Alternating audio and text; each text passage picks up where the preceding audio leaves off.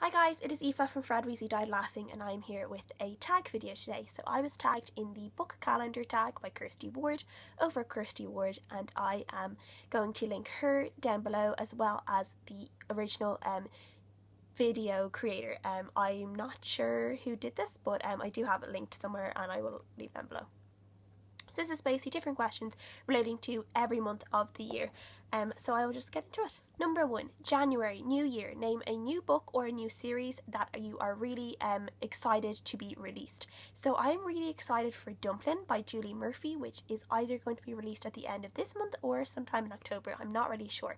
But that is one that is coming out at the end of this year that I'm just really looking forward to. I think it just has a great plot to it, and I'm so jealous of all the people that have already got to read it because it just looks really good, and it's already optioned for a movie, which is amazing, which probably says how good it probably is.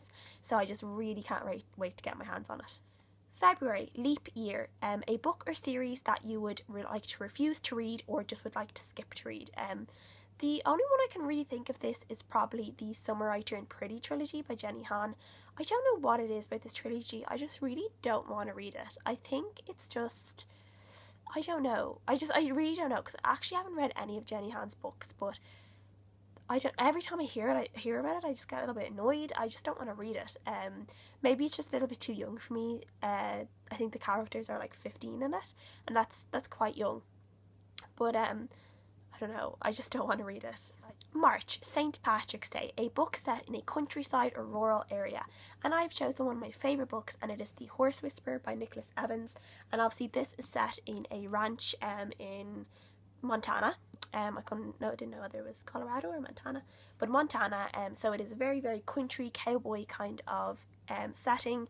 It is obviously about horses. It is about a girl who, this book is based about a girl who gets into a very bad accident with her horse and she ends up losing her leg, and it's how her mom brings her to this kind of horse whisperer in Montana, and he works with her and her horse to try and get her her relationship fixed with her horse.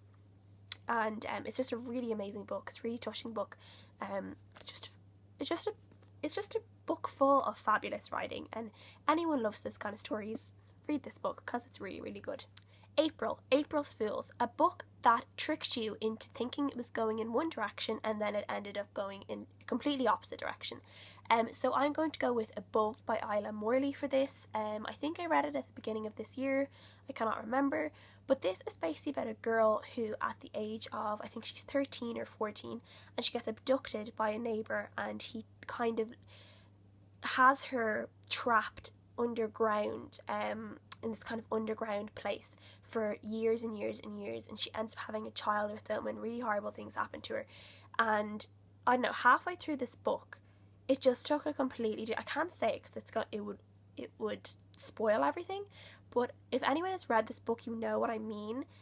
It's kind of after the second half where, you know, I can't say too much because I don't want to spoil it, but it just took a really weird turn. I didn't realise it was going to take that turn, it was going to be that kind of book, but it was. I thought it was just going to be a very horror-esque, you know, book about, you know, a child kidnapper and these bad things that this girl goes through, and then it just turned into something completely different. The first half was that, and the second half was just something else entirely. It was a completely different genre. So I was kind of like, oh, what is going on? I did not think this was going to happen, and I'm not 100% sure I would have picked up the book if I knew, because I definitely preferred the first half to the second half. It was a bit of a disappointment to me, that book. I definitely thought it would be better. May, Mother's Day. Name a book that is always there for you, that you love and just lightens your mood when you're reading it. And I've chosen Under the Never Sky by Veronica Rossi. This is just one of those books that I absolutely adore. I just love some point every year, and well, the last 3 years I've always reread it because the new books come out and now the trilogy is finished, but I think I'll probably reread this at least once a year or once every 2 years for the rest of my life because I just love it so much. I just really love this story. I love Arya, I love Perry, I love Roar, I love Cinder. I just love everyone in this book.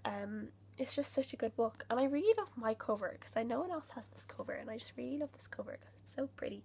But yeah, I just really love this book. June, Summer Solstice. Name a book that you think took you forever to read. I can't really think of a book lately that took me forever to read, but one that felt like it took forever to read was American Gods by Neil Gaiman, mainly because I just didn't really enjoy it. It's quite a big book, it's quite chunky, and I just felt like I was never going to finish it. I was kind of like, oh, like just please, just finish. July, Independence Day. Name a strong and independent character that inspired you. And I'm going to go with Eleanor of Aquitaine from The Summer Queen. This is a historical novel. It is about Eleanor of Aquitaine, who was the Queen of England at one point. She is the mother of Richard the Lionheart, I think that's right, and Prince John, who was Prince John who tried to take over the crown when Prince Richard was gone in the Crusades, and there's all these stories about him and all that kind of stuff. But anyway, she is just the Summer Queen in particular kind of tells her story of going into one marriage that not really working out, and how she really strived to improve her situation and kind of get a divorce or an annulment of her marriage. And she ended up finding, you know, obviously a new husband, and she ended up having children, which had been her problem with her other husband. She wasn't having children, and she ended up having loads of children with her next husband. And it's kind of how she really stood up for herself. She tried to keep her own land, which is very, you know, obviously at that time women couldn't really own land, but she managed to kind of hold on to her father's estates that he had left her. And yeah, it's just really, really good book. I really enjoyed it. I really love her and her story, and I think I'll continue to read her story because it's really, really good. August, no holidays. Name a holiday that you would love to exist. And I think a great holiday would be something like Hobbit Day, where everyone has to just, everyone, like no one, like none of this stuff where, you know, you have to work 24/7, you know, like me basically in my job, we work 24/7, we don't get bank holidays off, we don't get Christmas Day off, we get no days off. Now, you know, we can be rostered for days off, but there's a chance that we can, I always work a bank holiday, but there's always a chance that I can be rostered at Christmas or New Year's or Stephen's Day or New Year or Christmas Eve, any of those days. If I'm rostered on, I have to work. I don't really have a choice. But Hobbit's Day, everyone will get the day off. Everywhere will close. Everyone stocks up on their food and their drink, and everyone just has a really good time and just parties all day long and reads. We can read in the woods if you want to, like Frodo, and I think that would be great. Yeah, that sounds like a perfect day to me. September, 9/11 Remembrance Day. Name a book that has had a huge impact on you and that you will always remember. And most recently, that has to be Every Day by David Levithan. I don't know what it was about that book, but it just really blew my mind. It just made me question so many things about myself, about people, about our souls, about our mortality, about how, you know, just how we think every day and how we live every day. And it's just, I don't know, it's just a really amazing book, a really amazing concept, a really amazing writing, really amazing characters. I just love that book, and I just love it.